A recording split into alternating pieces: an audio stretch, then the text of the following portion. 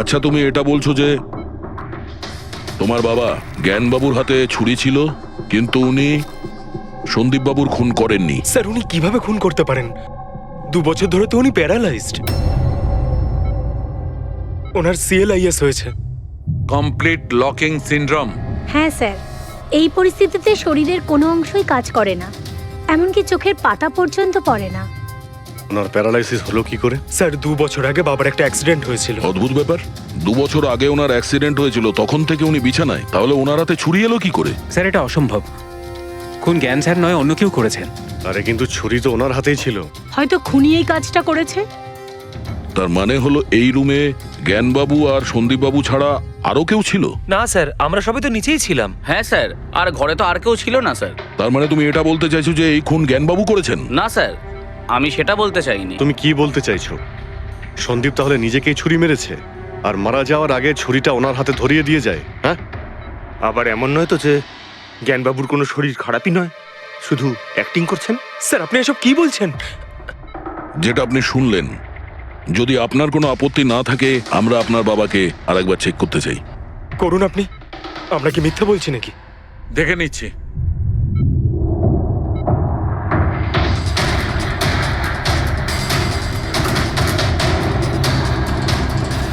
এনার তো পায়ের মাংসপেশিগুলো টোটাল অ্যাট্রোফিক হয়ে গেছে।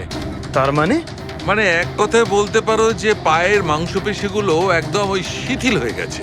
উনি যদি চানও তাহলে 1 ইঞ্চিও এই খাট থেকে নড়তে পারবেন না। স্যার, এবার তো আপনাদের বিশ্বাস হয়েছে, তাই না, যে আমার বাবা নাটক করছে না? এটা তো একদম শিওর যে ওই সময় তৃতীয় কেউ ছিল এখানে। আচ্ছা, এই উনি আবার জানালা দিয়ে আসেনি তো? পঙ্কজ, ফ্রেডি, তোমরা জানালার আশপাশটা ভালো করে চেক করে দেখো তো কোনো প্রমাণ পাওয়া যায় কিনা। স্যার, অদ্ভুত ব্যাপার, প্রথমবার এইরকম হলো যে খুনির সাক্ষী এখানে রয়েছে কিন্তু সাক্ষ্য দিতে পারবেন না। সেটা পাওয়া যেতে পারে স্যার, সাক্ষ্য কি করে পাবো? এই মেশিনের সাহায্যে, যার নাম হলো BCI, ব্রেন কম্পিউটার ইন্টারফেস। এই মেশিনটা প্যারালাইজড পেশেন্টদের অনুভবগুলোকে বুঝতে সাহায্য করে।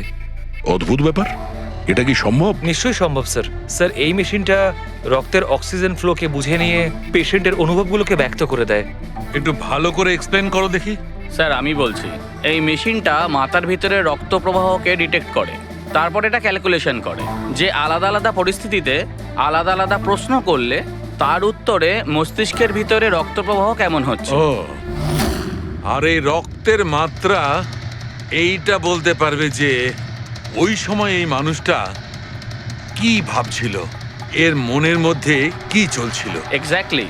Good, very good. Freddy sir, এখান থেকে ওপরে যাওয়ার কোনো রাস্তা নেই। সে আমি জানি। এই পাইপটা দেখ, খুনি এই পাইপটা বেয়েই উপরে উঠেছিল, খুন করে এই পাইপটা ধরেই বেয়ে নিচে নেমে গেছিল। আর ওই ভাঙা টপটা দেখতে পাচ্ছিস, ওইটার উপরই পড়ে দৌড়ে পালিয়েছিল। চলুন স্যার, নিচে গিয়ে দেখি। চল। আমার বাবা অ্যাক্সিডেন্টের আগে এই টেকনিকটাকে আরো এগিয়ে নিয়ে যেতে চেয়েছিলেন। বাবা সবসময় এটা বিশ্বাস করতেন যে বিজ্ঞানের কাছে সব প্রশ্নের উত্তর রয়েছে, প্রয়োজন শুধু চোখ খুলে সমাধানটা খুঁজে বের করা। আপনার বাবা একদম ঠিক কথা বলতেন। হ্যাঁ স্যার, জ্ঞান স্যার চেয়েছিলেন যে বিজ্ঞানের জন্য তারা চোখে দেখতে পাক যারা দৃষ্টিহীন, যারা শুনতে পায় না তারা যেন শুনতে পায়। মানুষের উপকার করতে চেয়েছিলেন জ্ঞান স্যার। আর নিয়তির খেলা দেখুন, আজ ওনারই আবিষ্কার ওনাকে সাহায্য করছে, যেটা একদিন ওনার অনেক বড় স্বপ্ন ছিল। ঠিকই বলছেন স্যার, টপটা তো ভাঙা। আর এই দেখ, পায়ের এই ছাপগুলো দেখ, খুনি এই পথেই পালিয়েছিল। স্যার, এখানে দেখুন, রক্ত স্যার। তার মানে পঙ্কজ, ঘরের ভেতর আরো কেউ ছিল যে সন্দীপ বাবুকে খুন করেছে। রক্তের এই স্যাম্পলটা নিয়ে ফরেন্সিক ল্যাবে যাওয়া যাক। আচ্ছা, এই জ্ঞানবাবু BCI এর সাহায্যে কি কথা বলতেন? যেরকম ওনার যখন খিদে পেত উনি সেটা বলতেন, যদি ওনার বেড প্যানের প্রয়োজন হতো সেটাও বলতেন, এমনকি বাবা ওটা দিয়ে দাবাও খেলতেন স্যার। কি দাবা খেলতেন? গ্রেট। হ্যাঁ স্যার, যেমন যেমন প্যাটার্ন এনার মনের মধ্যে তৈরি হতো সেই অনুযায়ী অক্ষরের পেছনে লাইটগুলো জ্বলে উঠতো, আর আমরা অক্ষরগুলোকে মিলিয়ে বুঝে যেতাম যে ইনি কি বলতে চাইছেন। তাহলে তো উনি বলতে পারবেন যে খুনি কে। হ্যাঁ স্যার, নিশ্চয়ই। স্যার বাবাকে একবার জিজ্ঞেস করা উচিত। অবশ্যই করব। আগে তো আমরা ভালো করে তদন্ত করে নিই।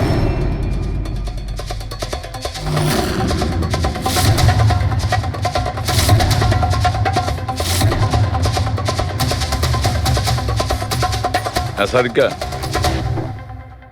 ছুরির মধ্যে কিছু পেলে? শুধু মিস্টার জ্ঞানের আঙুলের ছাপ পাওয়া গেছে, আর কারোরই নয়। তাহলে হতে পারে খুনি গ্লাভস পরেছিল স্যার খুন করার সময়। তার মানে খুনি জানলা দিয়ে ঘরের ভেতরে আসে, ও সন্দীপকে মারে, আর সেই ছুরিটা জ্ঞানের হাতে ধরিয়ে দেয়, আর তারপর লোকেরা এই রুমে আসার আগেই ও জানলা দিয়ে পালিয়ে যায়। স্যার, এটাও তো হতে পারে যে খুনি কোনো বাড়ির লোক। না পূর্বী, রুমে যতগুলো লোক ছিল স্যার, তাদের কারোর শরীরে এই চোট বা আঘাতের চিহ্ন ছিল না স্যার। আর ওই শুকিয়ে যাওয়া রক্ত, ওটা কোনো বাইরের লোকেরই। একটা কথা বুঝতে পারছি না দয়া, যদি খুনি বাইরের লোক হয় তাহলে এটা কি করে জানলো যে সন্দীপ জ্ঞানের সঙ্গে দেখা করতে আসবে?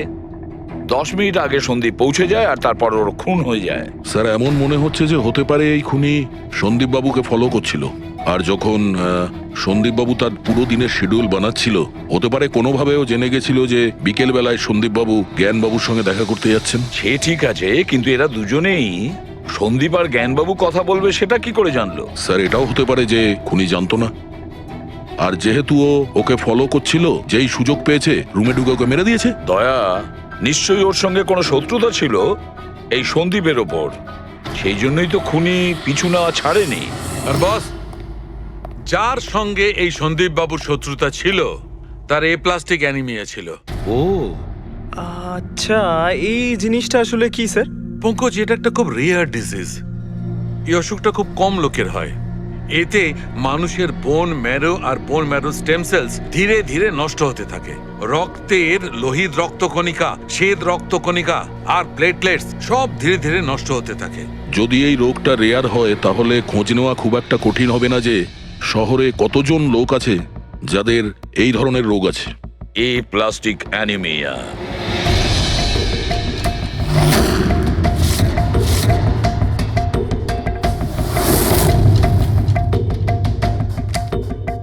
হ্যাঁ দা, কিছু পেলে?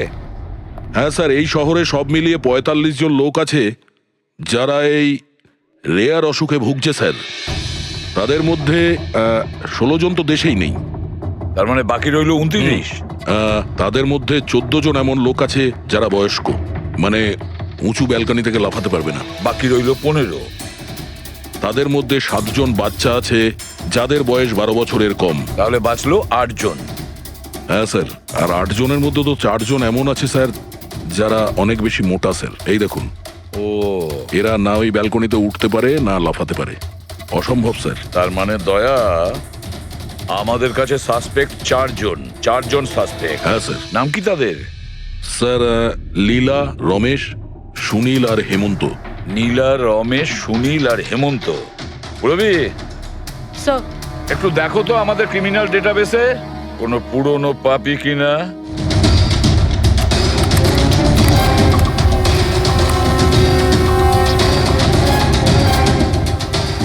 পেয়ে গেছি। রমেশ। চুরি, ছিনতাই, তাছাড়া লোকেদের মেরেওছে। থাকে কোথায় সে? সরোজনগর চল। নিয়ে এসে একে।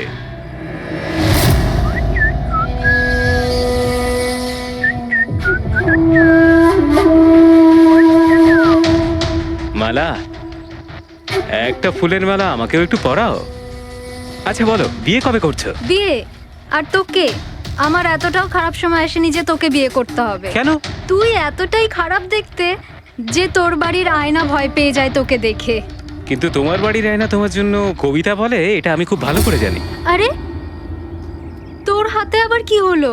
আরে কিছু না, শত্রুর সাথে যুদ্ধ করতে গেলে এরকম চোট লেগেই থাকে মালা দেবী।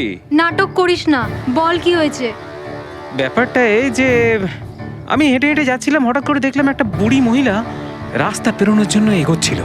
তখনই উল্টো দিক থেকে একটা মোটরসাইকেল খুব জোরে, খুব স্পিডে, 100 স্পিডে ওর দিকেই এগোচ্ছিল। যখনই মোটরসাইকেল ওই বুড়ি মহিলাকে ধাক্কা মারতে যাচ্ছিল, মাঝখানে পৌঁছে গেলাম আমি আর বাঁচিয়ে নিলাম ওকে। আচ্ছা, তুই এতটাই সাহসী? আমি কি কি ভালো পারি সে ব্যাপারে তো তুমি এখনো জানোই না। আচ্ছা বল, আর কি কি গুণ আছে তোর মধ্যে? আমার ভালো গুণগুলো হলো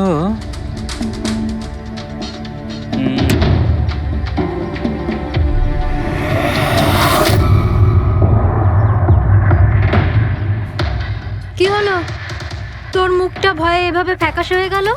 মালা মালা আমাকে একটু একটু একটু লুকোতে দে। আরে কি মালা লুকোতে দে। করছিস? লুকোচ্ছিস কেন? আরে মালা আরে কেন লুকোচ্ছিস তুই?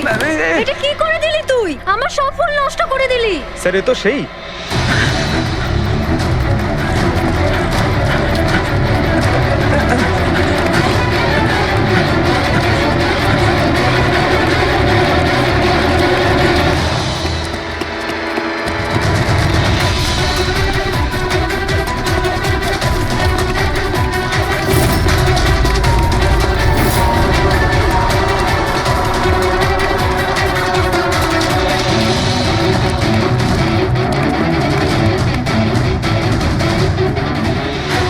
পালিয়ে গেছে মনে হয় স্যার। যাবেটা কোথায়?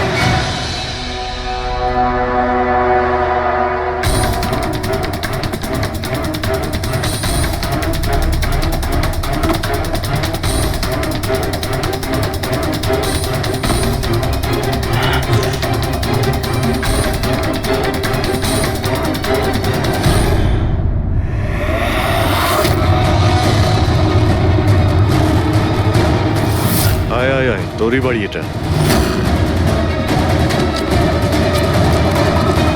দৌড়াচ্ছিস কোথায়? হ্যাঁ, সিআইডি থেকে পালানো তো সহজ নয়। আমার একটা গুণ আছে, যখন আমি রেগে যাই তখন অপরাধীর খারাপ সময় শুরু হয়ে যায়। এর তো খারাপ টাইম শুরু হয়ে গেছে স্যার। এসব কোথা থেকে নিয়ে এসেছিস? হ্যাঁ, আনিনি স্যার, নিজে বানিয়েছি। এই মেশিনটা তুই বানিয়েছিস? দেখে তো মনে হচ্ছে চাও ঠিক করে বানাতে পারিস না, মেশিন বানিয়েছিস। কোথা থেকে চুরি করেছিস? না স্যার, আমি চুরি করিনি। শুধু চুরি করিসনি, খুনও করেছিস তুই। খুন? কার sir? D117 MG road, Sundarnagar. এখানে গেছিলি তো তুই? তোর হাতে আঘাত লেগেছে না? তোর এই রক্ত আমরা ওখানে পেয়েছি। আমার ছিল না স্যার। তোরই ছিল। তুই যে হসপিটালে ট্রিটমেন্ট করিয়েছিলি সেখানেই ম্যাচ করে গেছে। মাঝার কোনো রাস্তা নেই? না, সোজা ফাঁসি। চুরির জন্য ফাঁসি দিয়ে দেবে? চুরি নয়, খুন। সন্দীপের খুন। না স্যার, আমি কোনো খুনই করিনি। আমি তো শুধু ওখানে চুরি করতে গেছিলাম। তুই একে খুন করিসনি? হে ভগবান, কি বিপদে পড়লাম। মায়ের দিব্যে বলছি স্যার, আমি কোনো খুন করিনি। আমি তো খবর পেয়েছিলাম যে ওখানে একটা লোক থাকে যার প্যারালাইসিস হয়ে গেছে। চুরি কোথায় করতে হবে সেটা ভালো করে জেনে নিয়ে আমি ওখানে শুধু চুরি করতে গেছিলাম। আমি ওখানে শুধু এই কারণেই গেছিলাম। আমি তোকে চিনিও না, কেন মারবো? কারণ সন্দীপ তোকে চুরি করার সময় দেখে ফেলে, তাই একটা অপরাধ লুকোতে গিয়ে আরেকটা করে ফেলেছিস। হ্যাঁ, এই কথাটা সত্যি স্যার, যে আমি ওখানে গেছিলাম আর সন্দীপ আমাকে দেখে চিৎকারও করেছিল। ওর চিৎকার শুনে আমি ভয় পেয়ে গিয়ে পালিয়ে এসেছিলাম। তাহলে তোর লাগলো কি করে? এটা যখন সন্দীপ চিৎকার করলো তখনই লাইট চলে গেছিল আর অন্ধকারে আমি নিচে লাফালাম। ওই লাফাতে গিয়ে চোট লেগে গেছে। ওই রুমের মধ্যে তুই ছাড়া সেই সময় আর কেউ ছিল না। তুই খুন না করলে কে খুন করবে? না স্যার, আমি ছাড়া অন্য কেউ ছিল ওখানে। কে?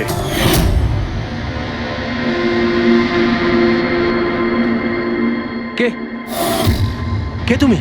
হ্যাঁ, অন্ধকারে মুখটা তো ঠিক দেখতে পাইনি, তবে ওর ঘড়িটা চকচক করছিল। ঘড়ি? সন্দীপ তো কোনো ঘড়ি পড়েছিল না। স্যারও মিথ্যে বলছে। কোনো মানুষ ছিল না, কোনো ঘড়ি ছিল না।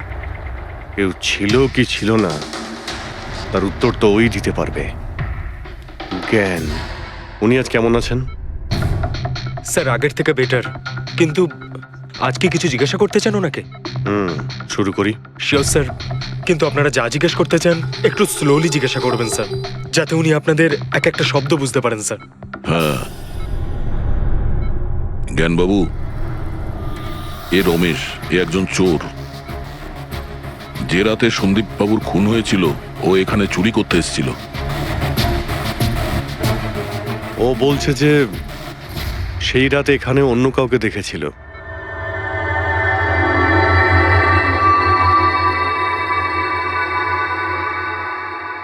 রমেশ, ও ওই রাত্রে তুমি যেখানে দাঁড়িয়েছিলে সেখানে গিয়ে দাঁড়িয়ে যাও। হ্যাঁ স্যার, স্যার আমি এই দিক দিয়ে ঢুকেছিলাম আর এখানে এলাম, আর তারপর আমি এদিকে দেখলাম, আর যখনই আমি এখানে পৌঁছালাম দেখলাম সন্দীপ ওখানে দাঁড়িয়ে আছে। আমি ভয় পেয়ে পেছন দিকে ঘুরলাম আর তখনই কারেন্ট চলে গেল। এখানে দাঁড়িয়েছিলে মানে উনি নিশ্চয়ই তোমাকে দেখেছেন। আচ্ছা, ও কি এখানে ছিল?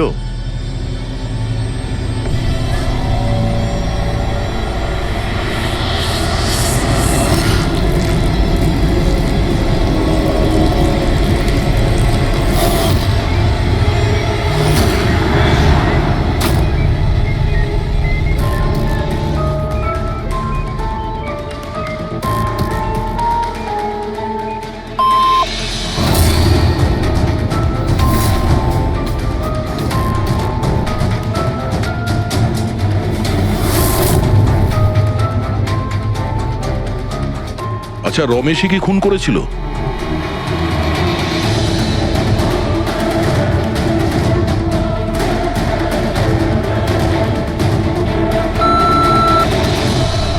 নো নো স্যার, নো মানে না স্যার, আমি বলেছিলাম না আমি মারিনি স্যার। হ্যাঁ ঠিক আছে, তুমি এদিকে দাঁড়াও। আচ্ছা আচ্ছা, আপনি এটা বলুন, আপনি কি খুনিকে দেখেছেন? আপনি চেনেন খুনিকে?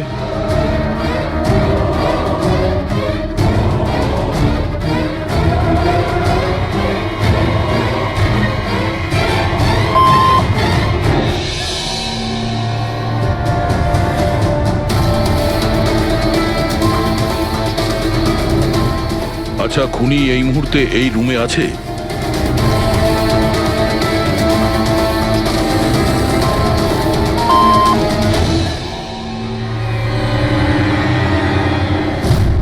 তার মানে খুনি আমাদের মধ্যে কেউ একজন। আপনার কোনো স্টুডেন্ট?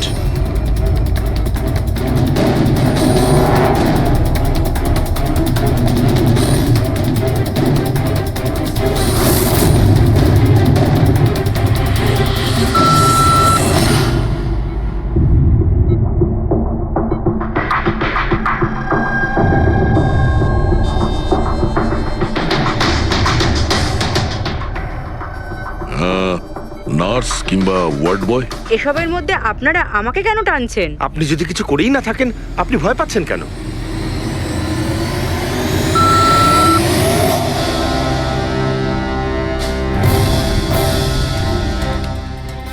জ্ঞানবাবু, তাহলে শুধুমাত্র তো আপনার ফ্যামিলির লোকেরা আছে।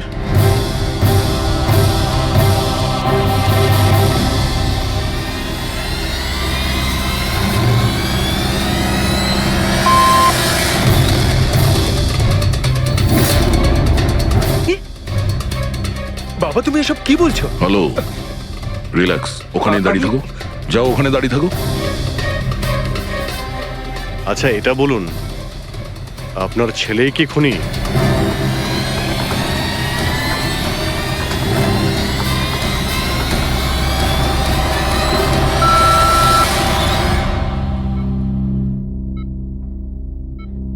এখন তো শুধু আমিই আছি, কিন্তু আমি এই খুন করিনি। জ্ঞানবাবু, আচ্ছা জ্ঞানবাবু, রিনা খুনি?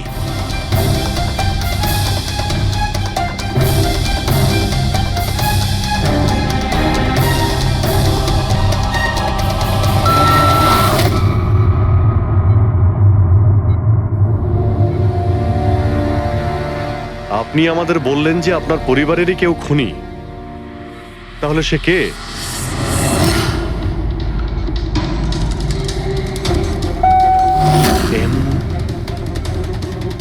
এম? আপনাদের মধ্যে কার নাম এম থেকে শুরু হয়?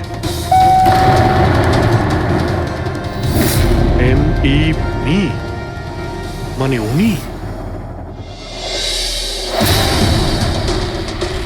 জ্ঞানবাবু, আপনি বলছেন যে খুন আপনি করেছেন?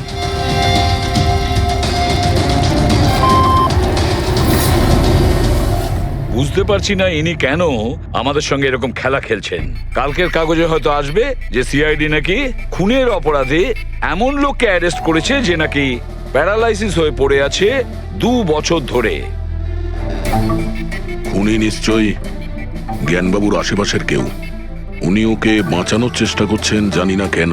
সমস্ত অভিযোগ উনি নিজের মাথায় নিচ্ছেন। বা যদি সে আপন কেউ হয় তাহলে সেই ছুরি ওনার হাতে কেন দিতে যাবে?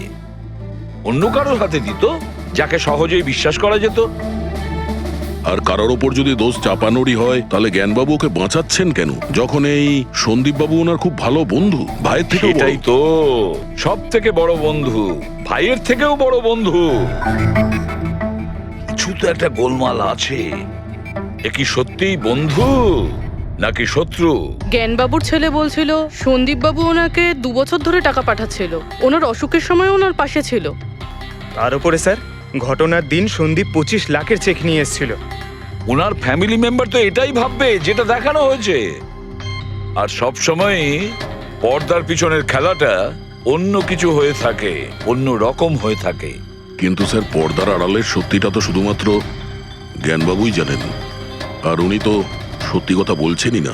জ্ঞানবাবু সত্যি কথা বলছেন না তো কি হয়েছে বস? ওর মস্তিষ্ক তো সত্যি কথা বলবে। আমার জ্ঞানবাবুর মস্তিষ্ক চাই। জ্ঞানবাবুর মস্তিষ্কটা এনে দাও, তারপর দেখবে তুড়ি মেরে খুনির কাছে পৌঁছে যাবো।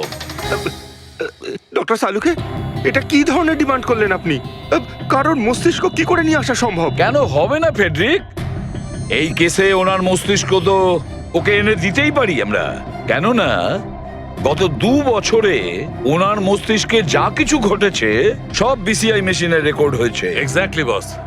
আর এই মেশিনে আমাদের বলবে যে জ্ঞানবাবুর সঙ্গে ওর কি আর কেমন সম্পর্ক ছিল। হ্যাঁ ফেডরিক, সব ডেটাগুলো নিয়ে এসো বিসিআই মেশিনের। আর দয়া, স্যার, রমেশকে ওনাদের বাড়িতে নিয়ে যাও, আর ওখানে যে কয়জন লোক ছিল সবার ঘড়ি চেক করাও।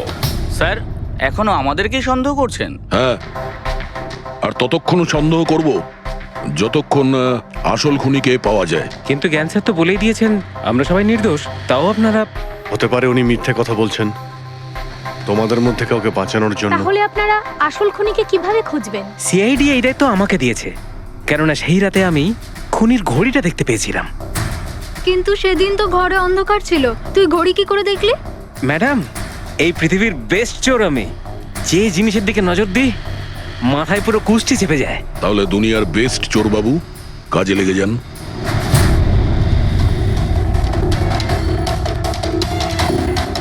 সস্তা, টেকসই, সুন্দর, 11,000 টাকা। না, এ নয়।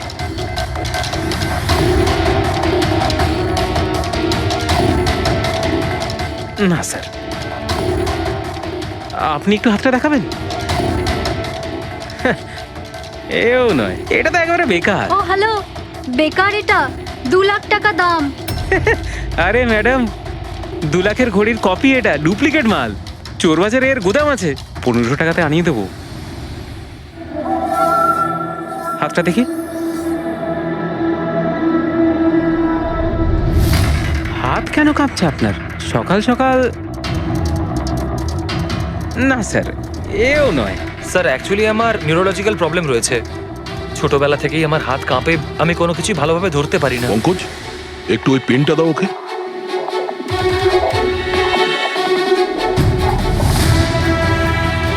ঠিক করে ধরবেন আপনি। এ তো পেনটাও ধরতে পারছে না। স্যার, অ্যাকচুয়ালি জ্ঞান স্যার আমার এই প্রবলেমটাই সলভ করতে চেয়েছিলেন। উনি এর সাথে রিলেটেড রিসার্চও করছিলেন, কিন্তু হয়তো ভাগ্যের সম্মতি ছিল না এতে। আর জ্ঞান স্যারের গাড়ির অ্যাক্সিডেন্ট হয়ে গেল। ভরসা রাখো, এর কোনো না কোনো চিকিৎসা তো হয়েই যাবে। তুমি দেখো বাকিদের ঘড়িগুলো। না স্যার, এদের মধ্যে কারোর ঘড়িই নয়। কারোর কাছেই নেই? হতে পারে খুনির কাছে একের থেকে বেশি ঘড়ি আছে। ওই দিন ও যে ঘড়িটা পড়েছিল আজ ওটা পড়েনি। হায় ভগবান, আপনি এখনো সন্দেহ করছেন? পঙ্কজ, এই রমেশকে নিয়ে যাও। পৃথিবীতে যত ঘড়ি আছে, যত মডেলের রয়েছে, সবগুলো দেখাও ওকে। স্যার, যত ঘড়ি আছে, যত মডেল আছে, সব? তবেই তো জানা যাবে খুনি কোন মডেলের ঘড়ি পড়েছিল। এক মিনিট, একটু এদিকে আয়, এদিকে আয়।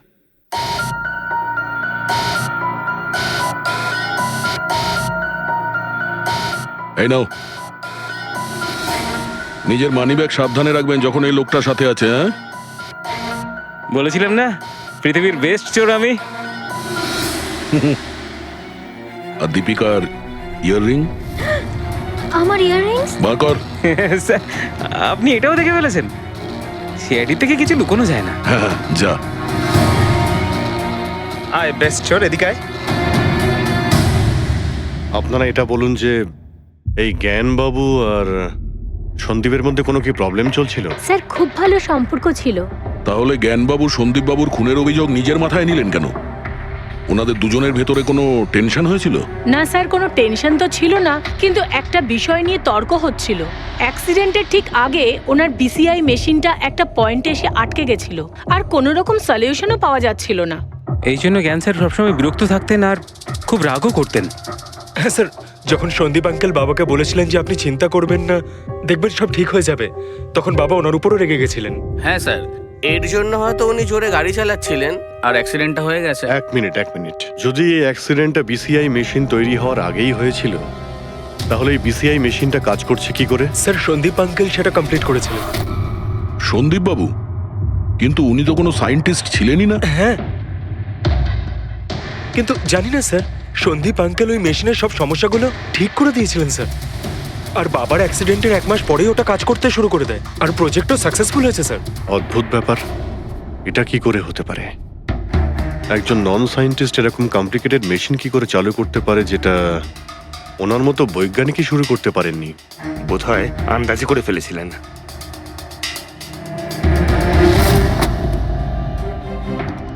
মাই গড, গত 2 বছরে এত ডেটা বেরিয়েছে ওনার একার? হ্যাঁ বস, আর এই পেপারগুলোর প্রত্যেকটা জায়গা খুঁটিয়ে খুঁটিয়ে ভালো করে দেখতে হবে যে সত্যিটা কি ছিল, যেটা জ্ঞানবাবু আমাদের থেকে লুকোতে চাইছেন। এক একটা শব্দ, এক একটা অক্ষর জুড়ে তার প্যাটার্ন বানিয়ে দেখতে হবে। চলে এসো, সবাই মিলে কাজ করি। সবাই চলে এসো। রেডি?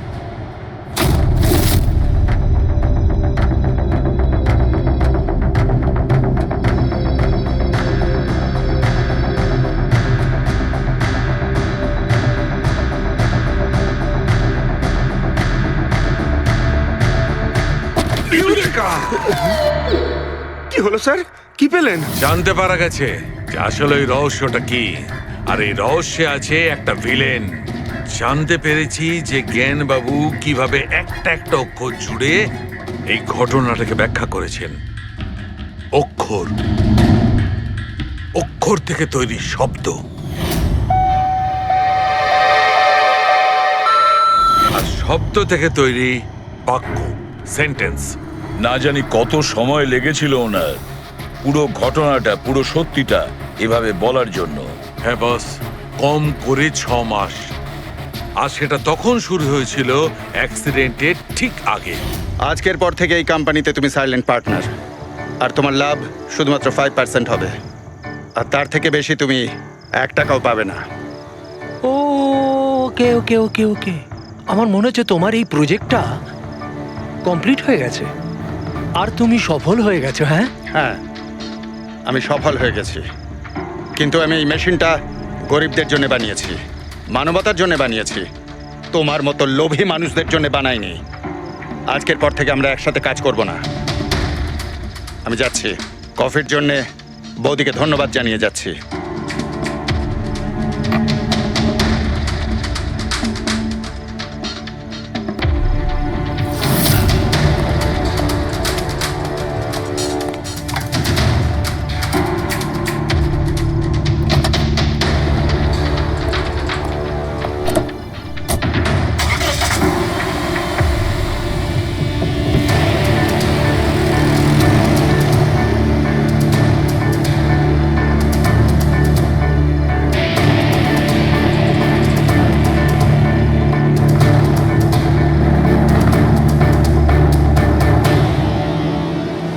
এ কি হলো? হঠাৎ করে গাড়ি ব্রেক ধরছে না কেন? ব্রেক ছুঁয়ে কি হলো?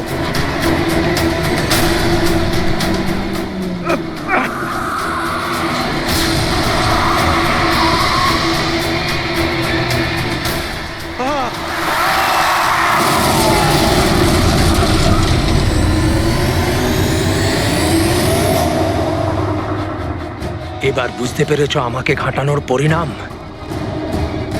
আমাকে তুমি 5% দিতে যাচ্ছিলে তাই না? এবার দেখো, আমি তোমাকে 5% দেব সারা জীবনের জন্য। তার মানে সন্দীপ যে বন্ধুত্বের নাটকটা করছিল আসলে ও মুখোশ পরা শয়তান ছিল। আর স্যার, যদি পুরো ডেটা এই কাগজে লেখা থাকে তার মানে হলো জ্ঞানবাবু এই কথাটা নিজের মনে রাখেননি, কাউকে না কাউকে সন্দীপবাবুর আসল উদ্দেশ্যটা বলেছেন।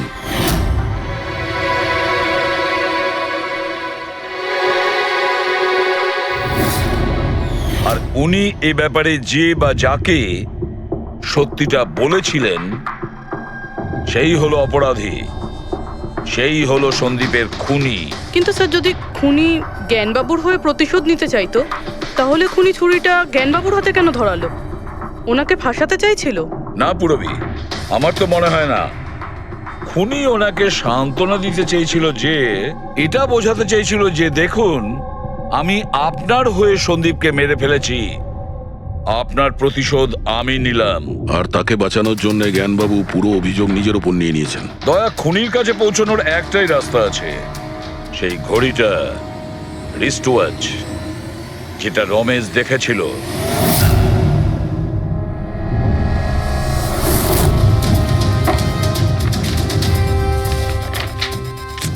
আরে ভাই তাড়াতাড়ি কর, এত সময় নেই আমাদের কাছে। পঙ্কজ, আরে দেখছি তো কি আমি। হয়েছে?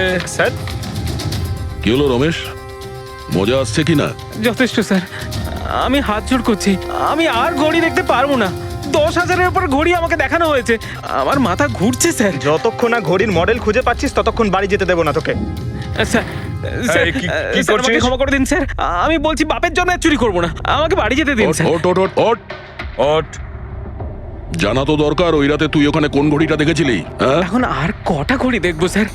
এতগুলো ব্র্যান্ডের এতগুলো মডেল দেখলাম স্যার, ওগুলোর মধ্যে কোনোটাই নয় ওটা। তো কোনো মডার্ন ঘড়ি ছিল নাকি? হ্যাঁ ম্যাডাম, একদম মডার্ন ঘড়ি ছিল। ঘড়ি তো ছিল কিন্তু ঠিক ঘড়ির মতো দেখতে ছিল না। কি বললি? মডার্ন ঘড়ি ছিল অথচ ঘড়ি নয়? হ্যাঁ। ঘড়ি দেখেছিস তো? ড্রয়িং করাতে পারবি? ঠিক আছে পুরবী, একে দিয়ে স্কেচ বানাও। স্যার, হ্যাঁ,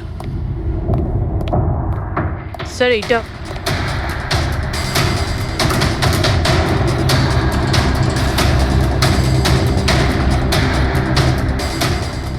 মাই গড, কি হলো? 1 মিনিট বস, একদম জ্যাকপট লেগে গেছে। রমেশ, এদিকে এসো। ওকে। মন দিয়ে দেখো, এই ঘড়িটাই ছিল। এটাই ছিল, একদম এটাই ছিল স্যার। এটা কিরকম ঘড়ি স্যার? চুরি করলে কত পয়সা পাবো? পয়সা নয়, টাকা পাবে, লাখ লাখ টাকা। এত দামি ঘড়ি এটা? ঘড়ি নয়, এটা স্যাটলা বলে একে, স্যাটলা। স্যাটলা? এবার খুনি কে সেটাও আমি বলতে পারি। কে এই খুনি? সে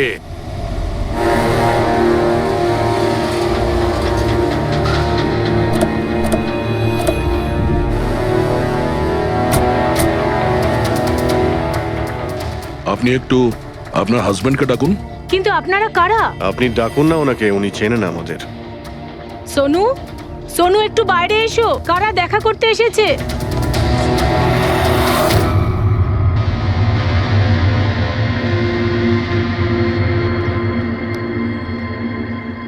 আপনারা এখানে কি ব্যাপার? এমনি এখান দিয়ে যাচ্ছিলাম, তাই ভাবলাম যে দেখা করে যাই। আমি এরকম কথা আগেও শুনেছি। দেখা করে যাই না, তোমাকে গ্রেপ্তার করে নিয়ে যাই। গ্রেপ্তার? কিন্তু কিসের জন্য? আপনার স্বামী সন্দীপকে খুন করেছে। স্যার, আমি আপনাদেরকে বলেছিলাম তো, এই দেখুন, আমি ঠিক করে জলটাই খেতে পারি না, কারোর মার্ডার কি করে করব? খুন তো করেছো, আর তুমি এই হাত দিয়েই করেছো। কোথায় সেই সেটলা ওয়াচ? হ্যাঁ, ঘড়ি কোথায়? স্যার, আপনারা কোন ঘড়ির কথা বলছেন আমি কিচ্ছু জানি না। এক্ষুনি তুমি জানতে পারবে কোন ঘড়ির কথা বলছি। ফ্রেডি, পঙ্কজ, ঘরের তল্লাশি নাও। পঙ্কজ, উপরে যা, আমি বেডরুমটা দেখছি।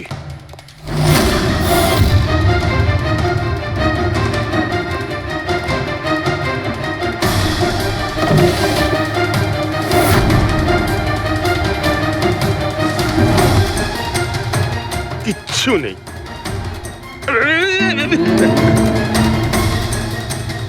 কি ফুটলো? স্যার, স্যার, বালিশটার মধ্যে কিছু একটা আছে। বালিশের ভেতরে?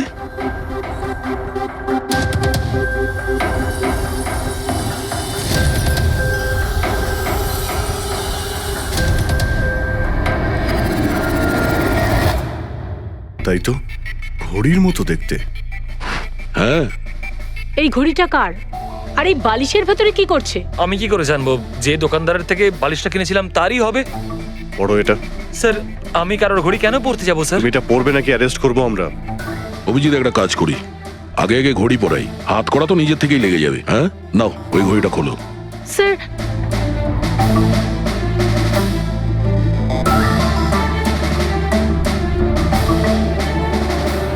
আরে বাহ, দেখো এর হাত কাঁপা বন্ধ হয়ে গেছে। হ্যাঁ, স্যার তো চমৎকার হয়ে গেল, এর হাত কাঁপা থেমে গেল। এটা কোনো চমৎকার নয়, এটা সায়েন্স। এবার দেখো এই ঘড়িটা পরার পরে সোনু কত সহজে খুন করতে পারে।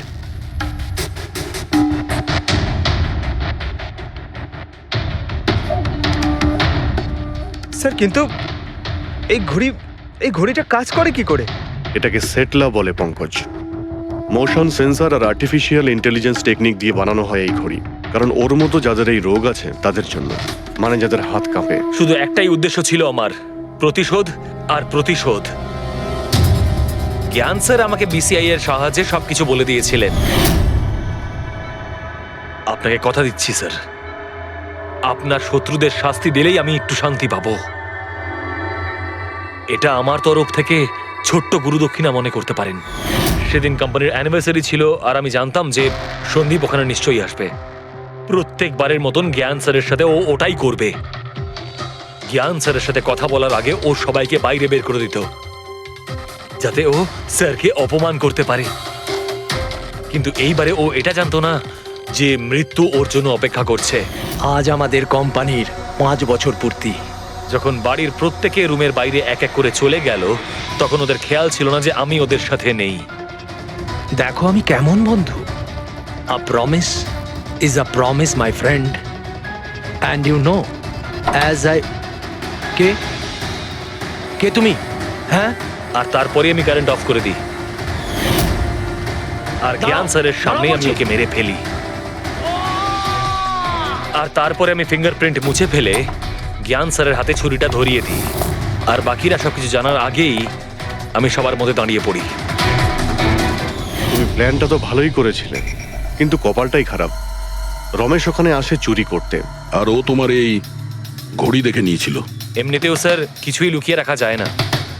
রমেশ না এলেও আজ নয় কাল আমাকে আপনারা ধরেই ফেলতেন। তুমি যখন সবকিছুই বোঝো তাহলে এরকম অপরাধ কেন করলে? জ্ঞান স্যারের ঋণ শোধ করতে। এটা শুধু ঘড়ি নয়, আমার মতো মানুষের কাছে এটা নতুন জীবন, যে জীবনটা জ্ঞান স্যার উপহার দিয়েছিলেন। উনি আমাকে বিশ্বাস করিয়েছিলেন যে বিজ্ঞানের ক্ষেত্রে আমি এগিয়ে যেতে পারি। যেভাবে উনি তোমার সমস্যার সমাধান করেছিলেন, তুমিও সেরকম সমাজের ভালোর জন্য কোনো কাজ করতেই পারতে। কিন্তু তুমি আলোর দিকে যাওয়ার পরিবর্তে অন্ধকারের দিকে চলে গেলে। আর এমন অন্ধকূপে পৌঁছলে যেখানে আসার কোনো আলোই নেই। যদি কিছু থাকে সেটা হলো শুধু ফাঁসির দড়ি। আপনারাও কি engineer? Kumar, Ashok Kumar, marine engineer. আপনারাও কি ইঞ্জিনিয়ার? হ্যাঁ। কি নাম আপনার? আমি রবি, ও অমিত। Hello sir. এখানে কি ধরনের কাজ হয়? স্মাগলিং এর কাজ এদের। খুব বিপজ্জনক লোক এরা। আচ্ছা, কতজন ইঞ্জিনিয়ার আছে এখানে? আমি, অমিত, বিরাজ আর সিদ্ধার্থ, আরো কিছু লোক আছে। আর আপনারাও এসে গেছেন। আচ্ছা, বাকিরা কোথায় দেখতে পাচ্ছি না? সম্ভবত কন্ট্রোল রুমে। ওরা আমাদের ওপর খুব অত্যাচারও করে। এখন আমাদের এখান থেকে বেরোনো কোনোভাবেই সম্ভব নয়। আরে এত দুশ্চিন্তা করছেন কেন? একটু আশা রাখুন, কে জানে কখন কি হয়। চলো দেখাই যাক। চলো ভাই, দয়া ঘুরে আসি একটু। আরে কোথায় যাচ্ছেন আপনারা? বাইরে দেখলেই আপনাদের গুলি করে দেবে ওরা। তোমরা আমাদের চিন্তা করো না এত। আমরা দেখে যা মনে হয় আসলে তা নই আদৌ। আর আমরা যে কি তা তুমি পরে বুঝতে পারবে, বুঝলে?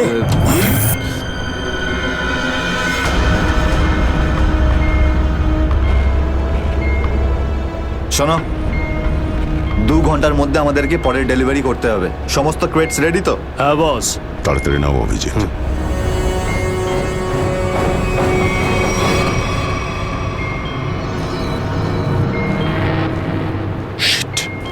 কি হলো? কাজ করছে না। কি হয়েছে এটার? মেসেজ তো যাচ্ছেই না। স্যার এই ট্রান্সমিটার এখানে কাজ করবে না। তুমি কি করে জানলে? স্যার এই লোকেরা কমিউনিকেশনের সমস্ত রাস্তা বন্ধ করে দিয়েছে। তাহলে এরা এই মেসেজ পাঠায় কোথা থেকে? কন্ট্রোল রুম থেকে স্যার, কিন্তু ওটারও কোনো পাসওয়ার্ড আছে। স্যার তাহলে আমরা এসিপি স্যারকে মেসেজ কি করে করব? স্যার কোনো রাস্তা নেই। আমরা এখান থেকে কোনো মেসেজও করতে পারবো না, আর বাইরেও বেরোতে পারবো না। এখানে অন্যদের বাঁচাতে এসে নিজেরাই ফেসে গেছি। আরে স্যার এবার কি করব? যতক্ষণ বেঁচে আছি রাস্তাও আছে। স্যার যে ডক্টর সিদ্ধার্থকে অনন্যার ক্যান্সারের বিষয়ে বলে